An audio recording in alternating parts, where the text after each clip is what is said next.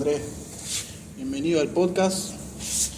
Antes que nada me gustaría que me hagas una pequeña presentación de vos, de las cosas que venís haciendo, como para la gente que escucha el podcast, como para darle un... Bueno, amigo, ¿Cuántas? muchas gracias por la invitación desde ya. Repiola lo que venís activando y nada, me parece súper importante también para la cultura acá del conurbano que estén este tipo de proyectos y para darle visibilidad también a un montón de gente más creativa que yo, incluso conocidos tuyos, así que nada.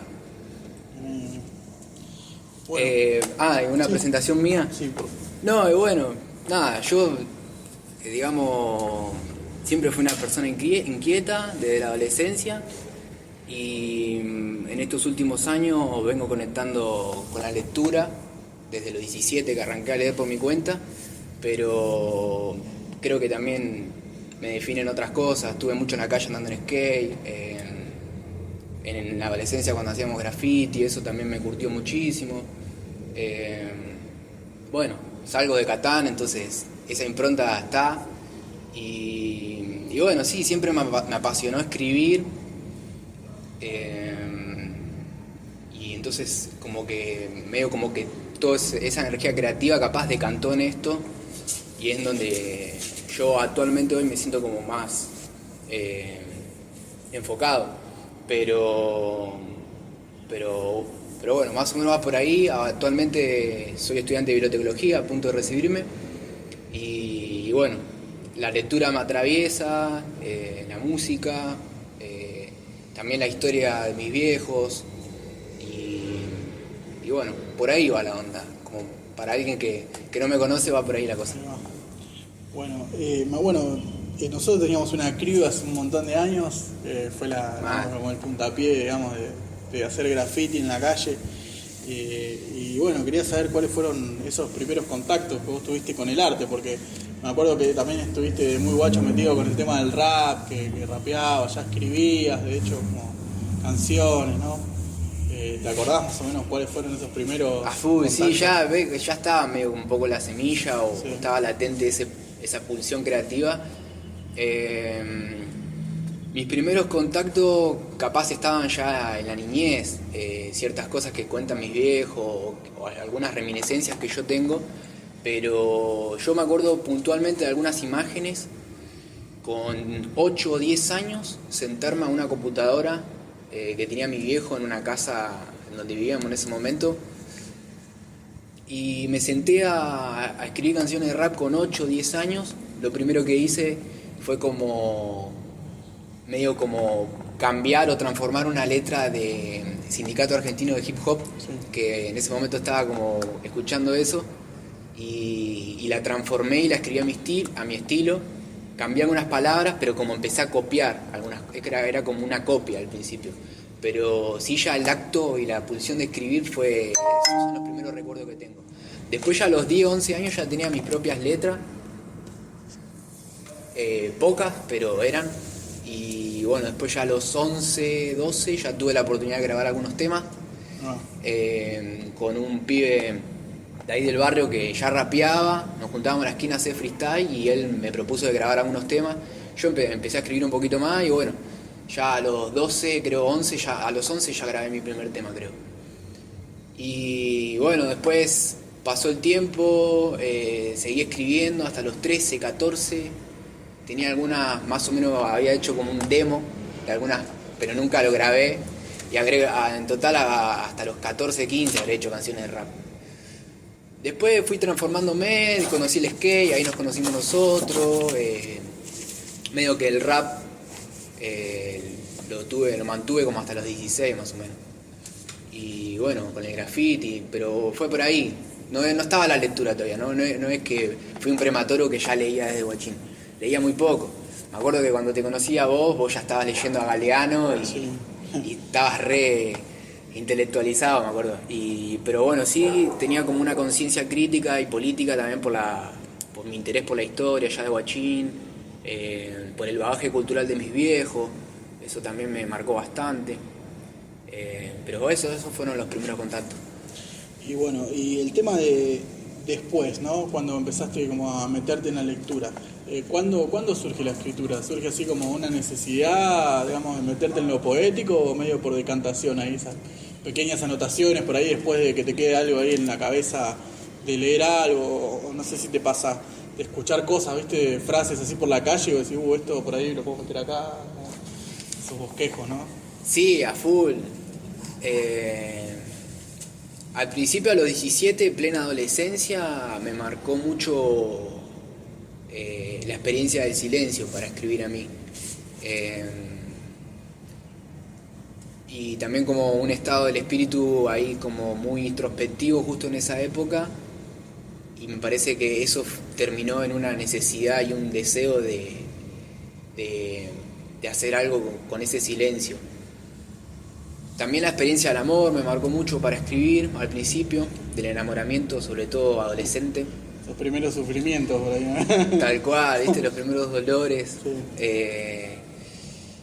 Y sobre todo como una especie, como un deseo de uno de revelarse también, y como una manera de ponerle palabras a eso que es insuficiente, porque el lenguaje tiene como algo que es insuficiente, que las palabras no llegan a decirlo todo, y hay como una ambición de poder decir algo que está más allá del lenguaje. Y entonces, al principio sí, era por ahí. Y también las lecturas, después como que yo creo que la escritura está influenciada por un montón de factores sensoriales, de lo que uno lee, de lo que uno escucha, en donde están los sentidos que eso nos atraviesa por el cuerpo, y después hay una cuestión también corporal ahí. Yo no separo, digamos, no creo en la escritura algo separado del cuerpo, digamos. Me parece que es una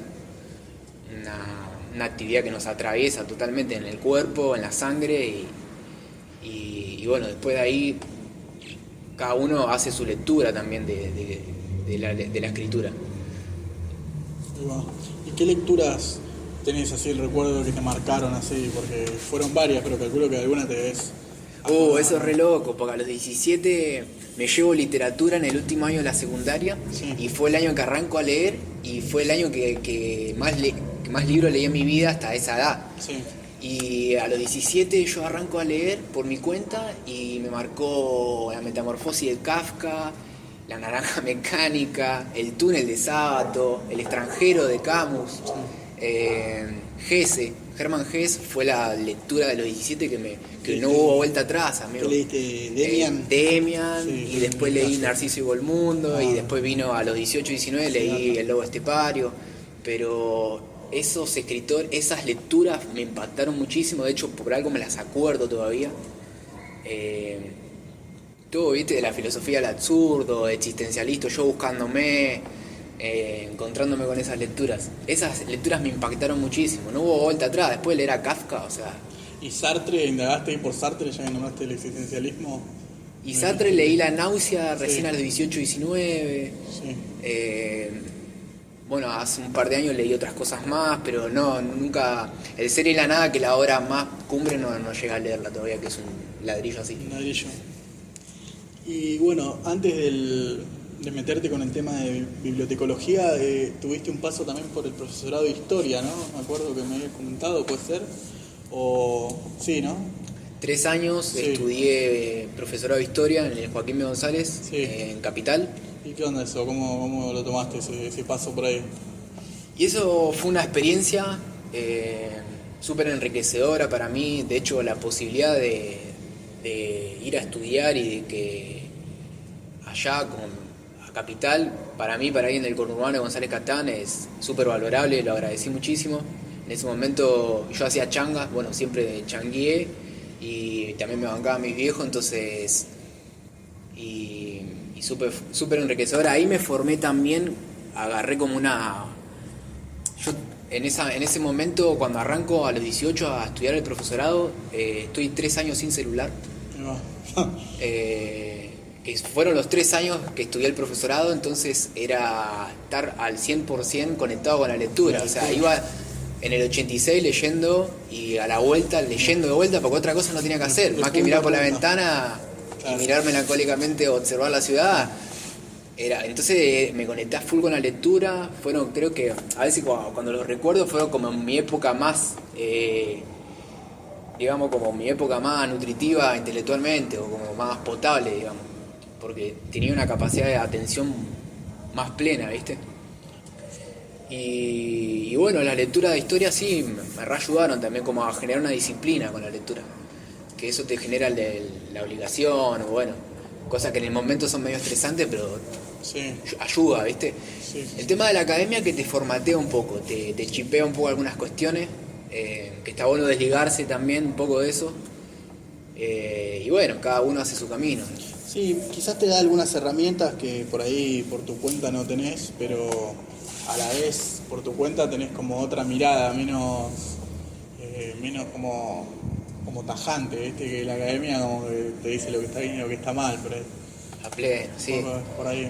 Hay una bajada de línea ahí Sí. académica o de la objetividad, ¿viste? Sí. Bueno, en el campo de la historia pasa también, Claro, sí, totalmente. pero la formación de uno sí ayuda, creo que ayuda. El que tenga la posibilidad, yo creo que lo tiene que hacer, es un recorrido muy interesante. Después de dejar ahí en el Joaquín B. González, ¿ya te metiste a estudiar acá en la Tecnicatura de Bibliotecología acá en el 29? ¿O después tuviste un lapso ahí? Tuve un año sabático, leyendo por mi cuenta a pleno. Sí, pero leíste un montón ahí. En ese año sabático me leí a pleno. Sí, el deseo de la lectura nunca se fue. Andando mucho en skate, en la calle también. Sí. Y haciendo changas. Después en el 2020 se vino la pandemia. Yo ya quería anotarme a bibliotecología porque no sabía qué carajo hacer. Y así que perdí. Llegué tarde a la inscripción, así que me tuve que anotar para el 2021. Y todo el 2020, bueno, leyendo a pleno también.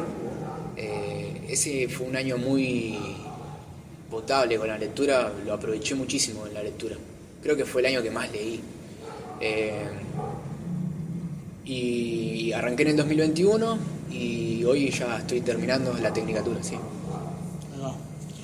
Ahí en ese proceso de pandemia también fue que sacaste el fanzine, ¿no? Con tu compa, el título no me lo acuerdo ahora. Líneas de apertura. Líneas de apertura, claro, que venía aperturas, pero... ¿Qué onda ese proceso? ¿Cómo viste el proceso de la autopublicación? Y eso de autopublicarse así artesanalmente y autogestivo tiene una magia que está resarpada.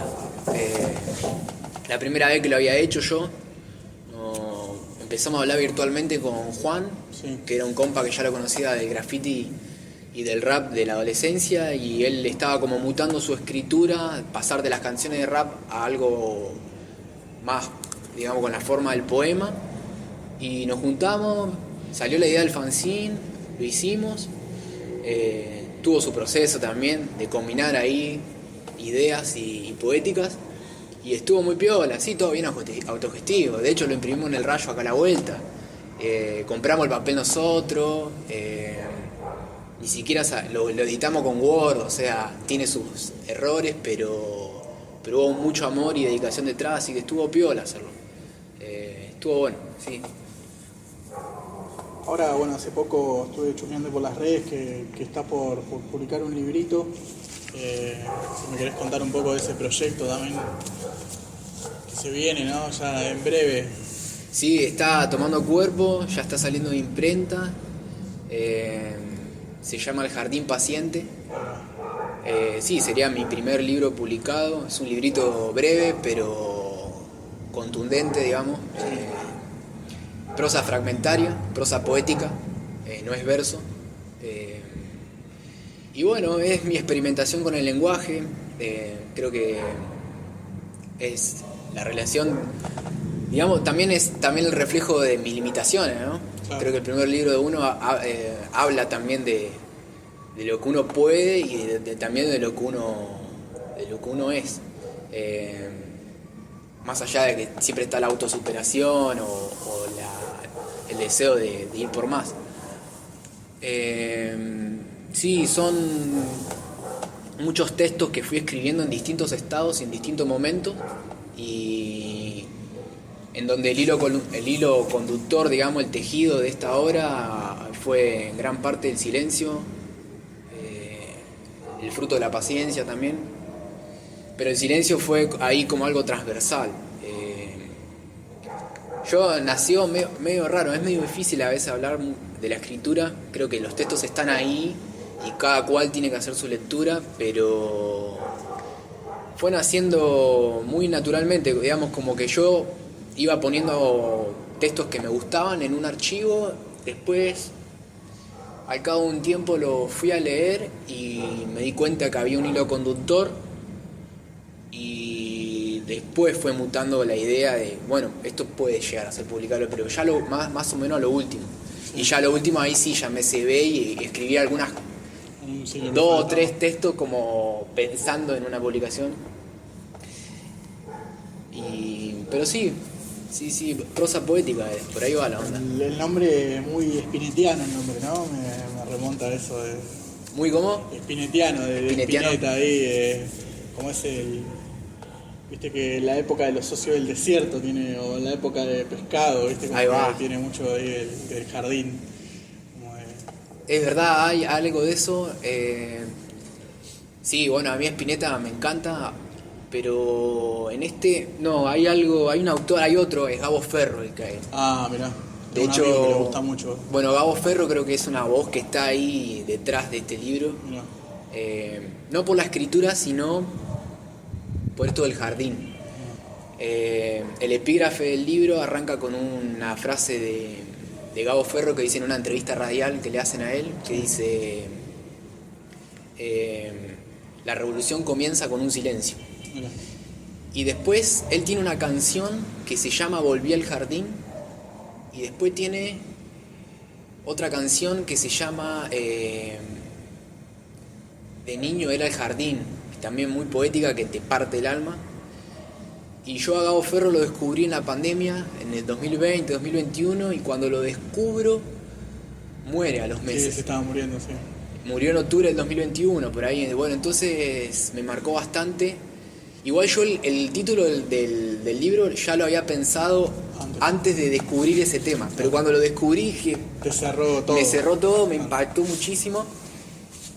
Y bueno, la idea de un jardín, capaz uno tiene como una idea idealizada o una imagen de algo como el jardín del Edén, digamos, o digamos como un jardín florido. En este caso me parece que está mucho la presencia de un jardín más rústico, más agreste, con distintos estados. No sé, cada cual hace su lectura. Yo no hablo mucho de las flores, por ejemplo, en el libro, muy poco. Pero sí hablo mucho del desierto, del silencio, o hablo mucho del viento, y de algunas plantas que sí, me parece que, o de algunas cuestiones relacionadas al jardín o al mundo de la botánica, que tiene que ver con la savia, la nervadura, las raíces, el agua. Sí, es un jardín en otro estado, que podría tener... Sí, no, es una imagen, el título, por eso, cada uno me gustaría que le llegue a cada persona de distinta manera. Ahí va. Y bueno, también me gustaría que si me podés contar, más allá de este proyecto, seguramente tenés como varias cosas ahí en punga, ¿no? ¿Qué cosas se vienen aparte del libro, ¿no? Como, ¿qué te gustaría experimentar o qué cosas querés seguir haciendo? O siempre experimentar, ¿no? Calculo que te vas con esa línea siempre. Sí, amigo, que es la creatividad, que es lo que nos da sentido a nosotros, es lo que más nos apasiona, como a vos, que tenés una energía creativa resarpada que... sí, a full, boludo. Y bueno, hay como una faceta mía que tiene que ver con lo audiovisual que quiero explorar todavía, que en cuanto pueda quiero seguir caminando por ahí. Me encantaría hacer un documental, o sea, me encantaría entrevistar a gente. Bueno, lo que te comentaba hace un rato, seguir explorando el cine experimental. Por ahí va la onda también. Y después con el tema de la escritura, algo que me reapasiona es escribir ensayo. Es como una manera también de entender a mí algunas cuestiones. Sí. Y es explorar con la escritura, es como avanzar en un camino ahí medio desconocido y bueno, seguir ejerciendo la escritura, seguir escribiendo, que es lo que me apasiona. No tanto con la ambición de publicar, pero sí seguir escribiendo. O sea, sí seguir creando, ¿viste? Sí, como que los libros se arman solos después. O sea, Sí, no o tiene- quizás no necesariamente lo que se escribe hay que Sí, publicarlo claro. o mostrarlo, pero sí seguir escribiendo, que escribir es lo que me apasiona. Por eso también reniego un poco de la figura del escritor o del deseo de ser escritor. Yo nunca tuve el deseo de ser escritor, por ejemplo. Medio como que escribir siempre me atravesó, vaya a saber por qué, ¿no? Pero es lo que le pasa a todo el mundo, digamos. O publicarlo, publican todos, pero lo que nos mueve es compartir a lo demás, obviamente, porque tampoco voy a archivar todo lo que creo, y tampoco es tan importante como para archivarlo, ya fue, hay que largarlo. Claro. No, también bajarse un poco las expectativas, eso está bueno, y lo veo sano. Pero sí, tengo un proyecto ahí, tengo poemas en verso, debo tener unos 30, que sé que en algún momento eso tiene que publicarse, y tengo un par de ensayitos ahí, pero falta, amigo. Y bueno, siempre le pregunto esto a la gente que si alguien viene y dice, che, mirá, quiero empezar a leer o quiero empezar a escribir, ¿no? Como, ¿qué consejo le darías, no? Como me interesa esa visión de la gente que pasa acá por el podcast. ¿Leer o escribir? Las dos cosas, ¿viste? Que por ahí, gente que, más que nada en los barrios pasa, ¿viste? Por ahí, Sí. a mí me pasaba que te veían leyendo, te veían pintando, haciendo eso, como que, che, yo quiero empezar a hacer esto, pero ¿qué onda? Como que la gente tiene como el prejuicio de que tenés que saber, ¿viste? Claro. Y en realidad nadie nace sabiendo, No, ¿viste? olvídate. Pero viste como que está instaurado que no, el artista es artista, tipo, hace esto porque es artista. En realidad lo puede hacer cualquiera, simplemente tenés que tener como A full, las ¿viste? ganas Lo que de decía experimentar. Lautramont, la poesía debe ser hecha por todos. Ahí va. Y yo agregaría ahí una frase de Aldo Pellegrini, excepto por los imbéciles. Pero después tiene que ser hecha por todos, loco. Y eso, sí, socializarlo, difundirlo. Yo no creo en los discursos de hay que levantar el dedo y decir hay que leer, hay que escribir porque es bueno. Bueno, acá hay gente que necesita bailar, cantar, hacer cosas con el cuerpo. Me parece que la lectura y la escritura se contagia y se inspira a través de los actos. Digamos, vos publicás un libro o yo te veo escribiendo a vos y eso me inspira a mí, pero porque también me atraviesa. Pero si yo fuera tu hijo y te veo haciendo eso con alegría, con emoción, con deseo y que vos lo compartís, ese afecto me va a demostrar a mí. Ese acto de amor se contagia, ¿viste? Entonces creo que nada, la lectura hay que leer y hay que compartir lo que uno lee con amor a los niños, pero bueno, qué sé yo, cada uno hace su camino. Hay autores que capaz a mí me atravesaron y yo los recomiendo y no les dicen nada a los demás. Pero sí, qué sé yo, se puede decir un montón de cosas, porque capaz la lectura puede tener un sentido más social y también un sentido más íntimo. Creo que la clave, tanto de toda creatividad, es encontrarse uno en la soledad. Es aprender a tener otro ritmo, o sea, los tiempos de la lectura son lentos, los tiempos de la escritura son lentos. Pasa que socialmente, culturalmente, pensamos que escribir un libro o leer un libro es como comer una hamburguesa, digamos, y no. Entonces, eso, conectarse con los tiempos de uno, encontrar tu propio ritmo, encontrar tu propio deseo y no renunciar a los sueños, a la primera lectura que no nos satisface, seguir por más. Bueno, muchas gracias amigo por compartir, por la entrevista. Gracias a vos, amigo.